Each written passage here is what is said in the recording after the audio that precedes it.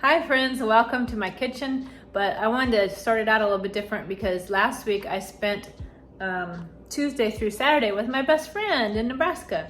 And we did some shopping and I got some new fun things I thought I'd share with you first before we get into the baking. So come along, let's go see what fun things I found. I'm gonna start with one of my favorite things, and that is this little owl.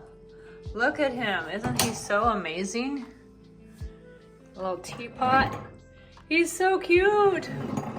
Look at the detail. I think the lady told me it was lusterware. I mean, if you know for sure, let me know. I looked them up and I've seen some that were white, but I love this beautiful gold color and just pops against the green. Just love it. So that was one of my fun finds. And then we did, because we have that hutch now, move this picture of Omaha skyline in here to the living room. And I found a picture. It's a Fayetteville morning that I put up there in that picture. And another picture of the market house. There's, I think, once a year or twice a year that the sun shines exactly through the market house, and how cool is that? So, added that between the two windows in the living room. There's Jolene, my plant. Hi, Jolene. Yep, I love lots of pictures, so you will see. That's another thing I forgot to share with you in here. Besides the owl, I got another cross to put up here on the wall. That one right here. It comes from Hobby Lobby, but it had a white heart, and I just didn't like it, so I painted it black, which neither here nor there. And then this I found with my daughter. That's my favorite hymn, Come Thou Font. So I just want to keep filling in with more crosses, more pictures, more whatever, because I like gallery walls with lots of stuff. Oh, and I should share, this is one of my other new finds. Got it at an antique store in Fouquet Varina, or maybe it was Lillington. But anyway, somebody went to a lot of work for that primitive. The frame was about the same color as the fabric, which I thought is a real waste. So I painted it a navy, and then I added some antiquing on it as well. And now the contrast is amazing. Plus that blue matches the blue in my rug and my chairs. So anyway, on to the other stuff I wanted to share. Coming into our guest room. Hi, Mr. Lenny. Hi, Mr. Lenny. That's our 15-year-old cat. When I'm gone, he misses me, and he kind of is really needy when I come back. But anyhow, my best friend gave me this little sign. Sometimes you need to let people know you love them. So I hung it here under the clock. So yep, this is our little guest room. So when people come to stay, this is where they get to stay. And in that closet's all of my holiday stuff. So if they want to hang anything up in there, good luck, because I have a lot of stuff in there. There's Miss Lexi May. Lexi May. Hi, Kiki. Hi. We're in our bedroom right now, and our friend Natalie, she paints pictures, poppy portraits on Instagram. So we sent her pictures of each of our pets. Sorry for the glare. So there's Miss Mika Bean, and there's Lenny,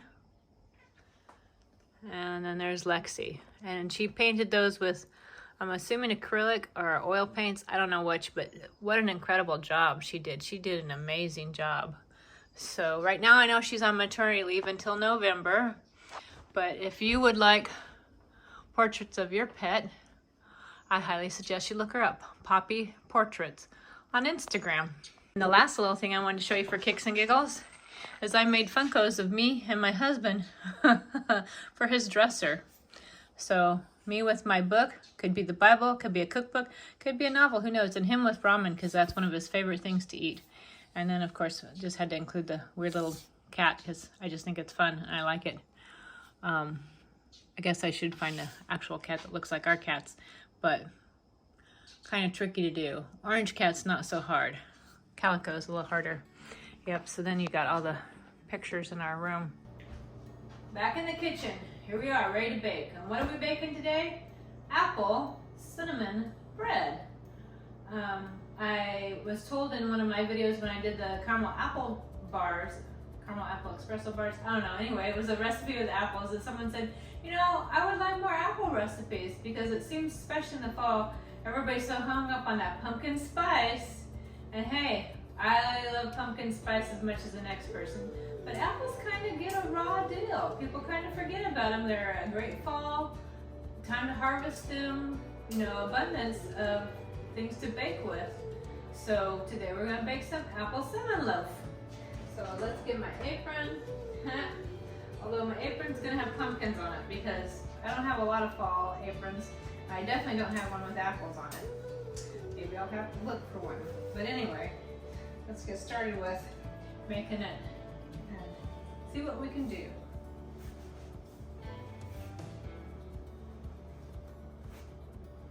So let's get baking. Ready to get started. So, our first ingredient we're going to use, let's see, it's going to start with sugar. So we need white sugar.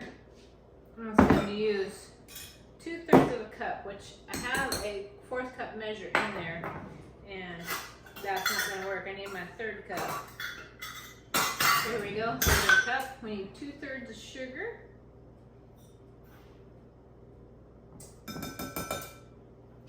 Put that one back in there because I always leave them in there. There we go. I'm done with the sugar. Then it calls for butter, which here's my butter. It's a 1/2 cup. I've already had it sitting at room temperature for a while. Otherwise, I would have microwaved it just to make sure it's good and soft. So there we go. I'll save this in case I need it because it didn't get that dirty with the sugar. So sugar, butter, eggs will be next, but I want to kind of get this broke into here because that butter's still a little firm. Kind of half tempted to put it in the microwave for a few seconds. It does say melted, so let's put it in the microwave for just a few seconds. Get it a little bit more soft than it is. There, that's better. A little bit more melted. Look at how much better that blends. Now it says add eggs and vanilla. So I'm gonna go ahead with the vanilla first. 2 teaspoons of vanilla.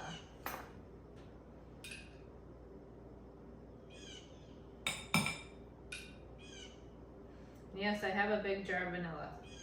I go through a lot, but I also make my own. Did you know you could take about this size of a bottle of vodka? I've even done it with rum, but vodka's preferred. You can get flavored vodkas, like one time I even used a cupcake vodka. And then 10 to 15 vanilla beans, and I usually cut them up so they're about yay big, and you let it steep anywhere from 6 weeks to 2 or 3 months. But for myself, once they're in here, I don't know if you can see, but I leave, maybe if I turn it like this, you can kind of see, I leave the beans in there, and it just continues to steep and let go of vanilla. And I don't know, I like the fact that I made it. I think for this size of a jar of vanilla, it is cheaper to buy the beans and buy a bottle of vodka, because you can get a big bottle of cheap vodka for like $6. And as for the beans, I get them on Amazon or Beanzilla, and you can get them for, you know, for 10 of them you can pay like $15. So for about $22 you can get an even bigger bottle of this for vanilla. And you know, for in a store you aren't paying $22 for a jar of vanilla this big. And it's also great to put in smaller bottles and give as gifts. So there's your little Christmas is coming idea, you know? We got a vanilla, sugar, butter, so now we're gonna add some eggs. Calls for 2 large eggs. Oops, making a mess.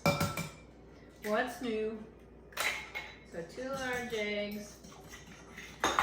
And then we want flour and baking soda. So let's see, what did it say for flour? 1.5 cups of flour.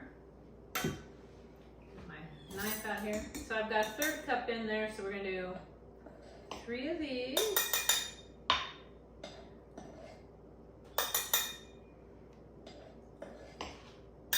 So there's my 1 cup. And then this is a 1/4 cup measure, so I need 2 of those. There's my 1.5 cups of flour. Put that back in there. Hi, Lexi May May. You You want a side? Yeah. There you go.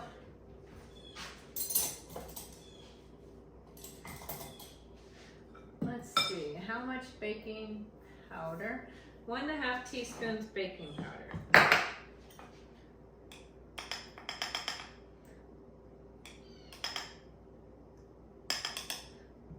There's my 1.5.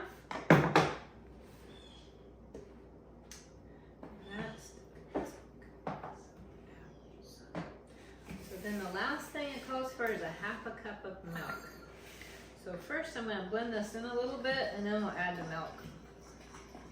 Okay, now it calls for 1/2 cup of milk and I'm using whole milk.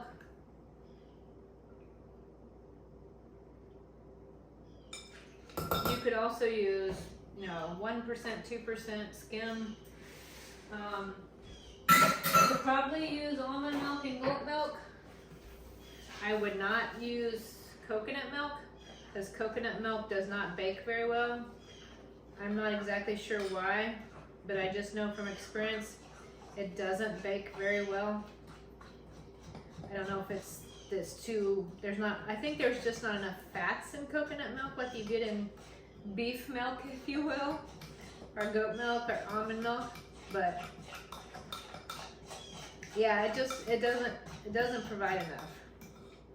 Enough of something. Something's missing with coconut milk, but it's a great alternative for other things. So there's our batter for our bread.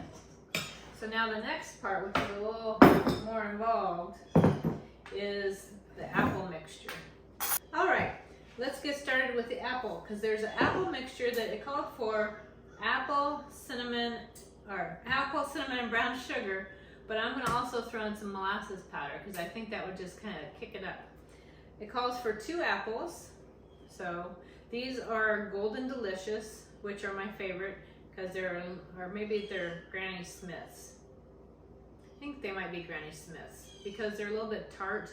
I love a tart sour apple. So I think between the brown sugar molasses and then the tartness of the apple, it'll be a nice play with the bread.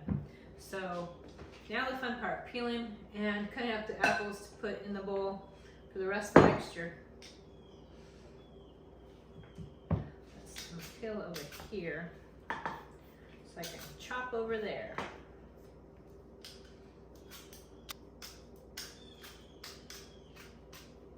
There we go.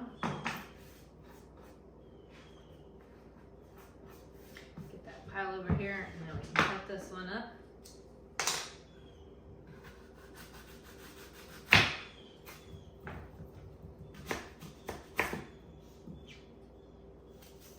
So I'm cutting them in pretty small pieces because you want it to also cook well. So you don't want really big chunks. You need them smaller so they cook better and easier within the bread. So that's what we're doing. We're making the pieces a bit smaller. So, smaller. Oh, you hear my little wind chimes? It's that kind of day out and I love it. Have my windows open because it's absolutely gorgeous outside. We're in North Carolina, so this time of the year is the best time of the year. Get some of the humidity gone and definitely the heat gone, and then we have just a nice long fall till nearly Christmas. So one of the reasons why I love living here, because fall's my favorite and it's nice and long.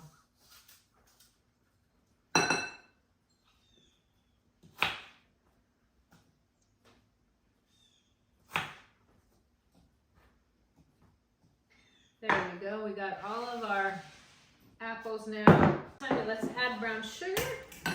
We're going to add 1/2 cup. And this is a 1/4 cup measure, so I'm going to need 2. I could use a 1/2 cup, but I don't know how well it gets into the jar and I don't want to find out. So we'll just use the 1/4 cup. Now, it doesn't call for this, but I decided I wanted to have some molasses powder. So if you don't have it, don't feel like you need to add it. But if you do have it, I would say add a tablespoon of molasses powder.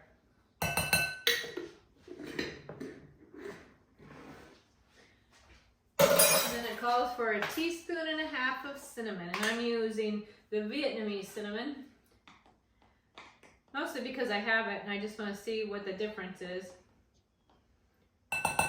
If you just have straight up cinnamon, that's fine too. You could also add, instead of cinnamon, apple pie spice if you wanted to. So just depends on what is in your cupboard. I don't have apple pie spice. I have pumpkin spice. I do have pumpkin pie spice, but it's also when I mixed up myself with spices I already have on hand, like cinnamon and allspice and nutmegs and cloves and ginger. So if anyone's interested in a recipe for pumpkin pie spice, let me know and I'll be happy to share that. Are you a pumpkin spice person? Or do you prefer apples? What's your favorite, apples or pumpkins? Look at me just flinking stuff around, goodness.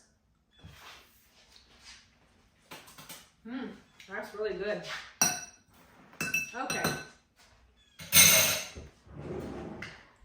Need a big spoon. So now we have, oops, some more brown sugar, goodness sakes. So we have our loaf pan. I've already sprayed it with cooking spray. So now, here's where it begins.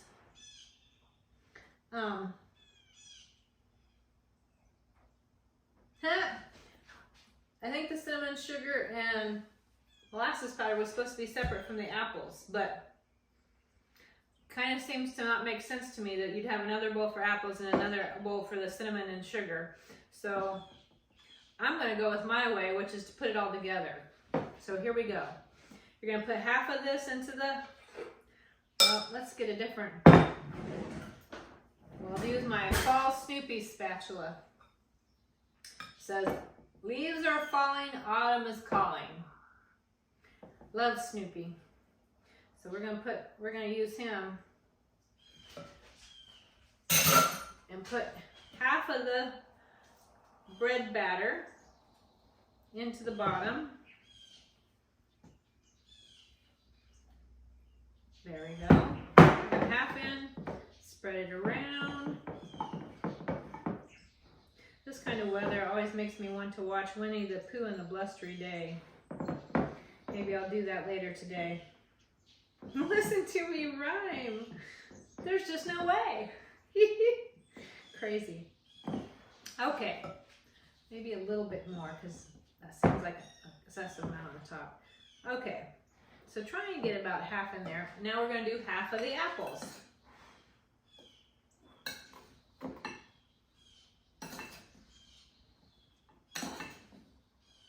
So half of the apple mixture.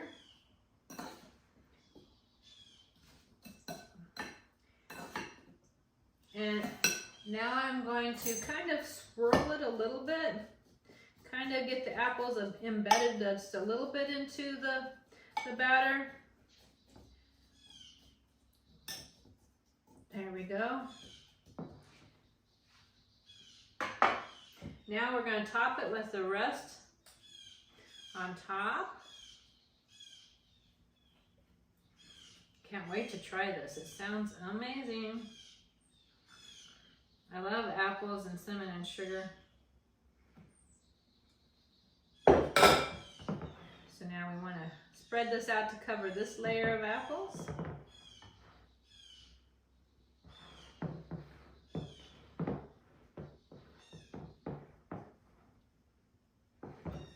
Extra on the spatula.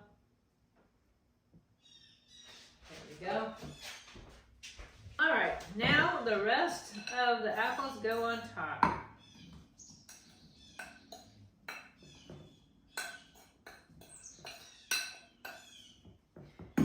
And I'm going to try and kind of mush them a little bit into the batter so it helps the apples not fall off the top as it bakes. Kind of spreads it around a little bit. guess if you wanted to, you could have just stirred them into the base, but neither here nor there. There we go. Now this is going to go into a 350-degree oven for, it says for 50 minutes. So I'm going to put it in for about a half hour, rotate it 180 degrees, and put it in for about another 15 minutes, and we'll see where it's at. So not the full 50 at first, because I don't want to overbake it, but I also don't want to underbake it. So I kind of need to watch it when it gets closer to the end to make sure that it's exactly where we want it to be. There we go. There's the apple pie. So I have my cake tester. Or apple bread. But see how it came off and there's just a few little crumbs sticking to it, and that's perfect. You don't want you don't want it completely dry, because then as it cools off it'll be way too dry. But you don't also want too much sticking to it, because then it's not done. But there you go. So we'll let this cool off and we can have tea time. I wish you could smell it. This smells amazing.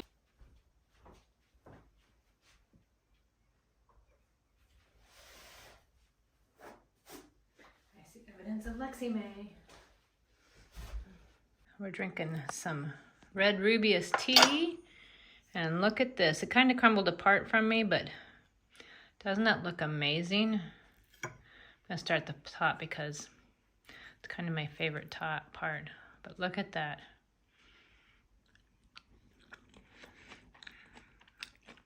Oh wow. So good.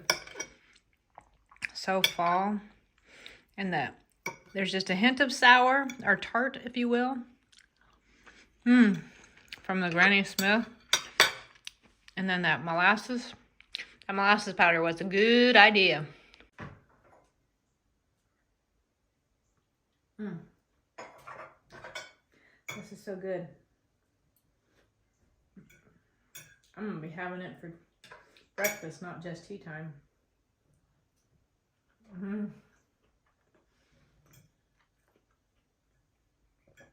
I also like that if you're an apple person, it's easier to make than apple pie.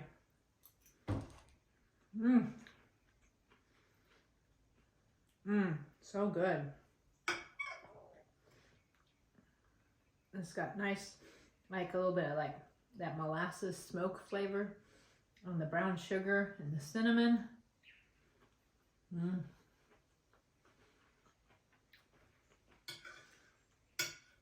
It reminds me of an apple pie, but instead of crust, you have bread. So delicious. It's very moist. I'd be tempted to butter it and heat it up in the morning. A little bit of butter melting on it to really bring out the sweet in it.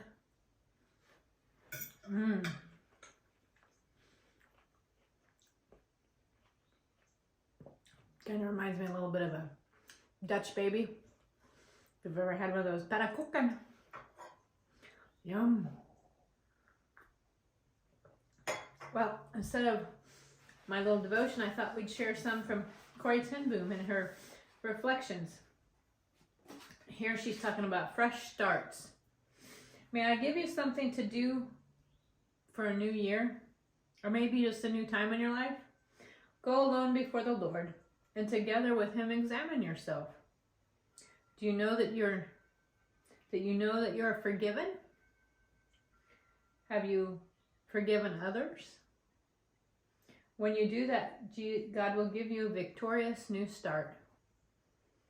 You have put on a new nature, which is being renewed in the knowledge after the image of its creator, Colossians 3:10. And she prays, Lord Jesus, at the start of this new year, we ask for a fresh beginning.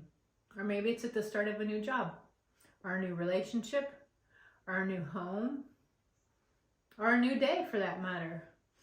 Give us a fresh beginning. Wipe our sins away with your precious blood. Cleanse our hearts from bitterness towards others. Help us to live each new day in close communion with you, our true and faithful guide. So, and if you want to know, I'm reading from this. It's called Each New Day. And even though it goes one through each day, so you could read it each day, I just decided to start at the beginning and read from there, even though I know it's the end of September, but it's timeless. Doesn't matter when you read it. So, but new beginnings are important. Kind of sets the tone for things sometimes, don't you think?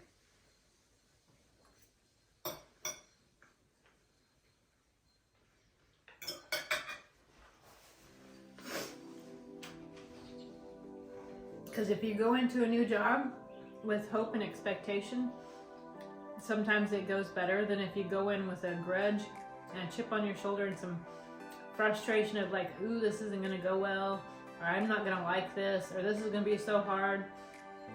Your thoughts towards it kind of set your path.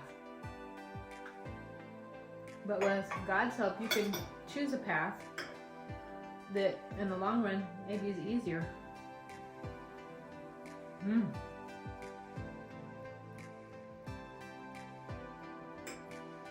This is so moist.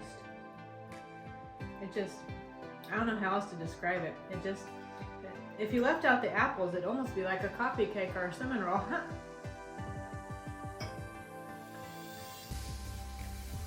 And you know, if you are a pear person, which I'm not, I don't care for pears, you could substitute out pears instead of apples. That would also work. It would probably be just as yummy. If you're a pear person.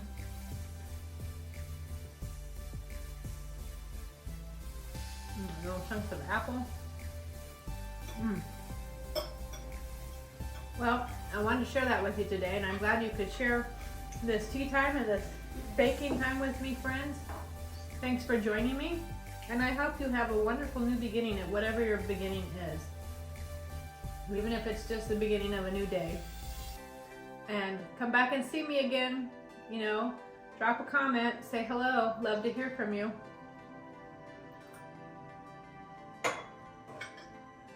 Bob Ross says, there are only happy accidents, no mistakes. So, there you go.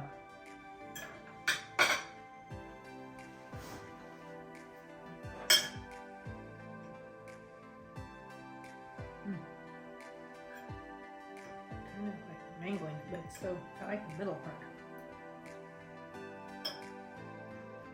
Where all the cinnamon molasses powder is.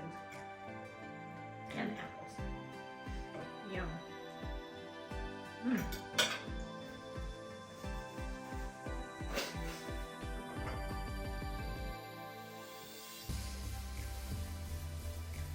of fancy. Huzzah!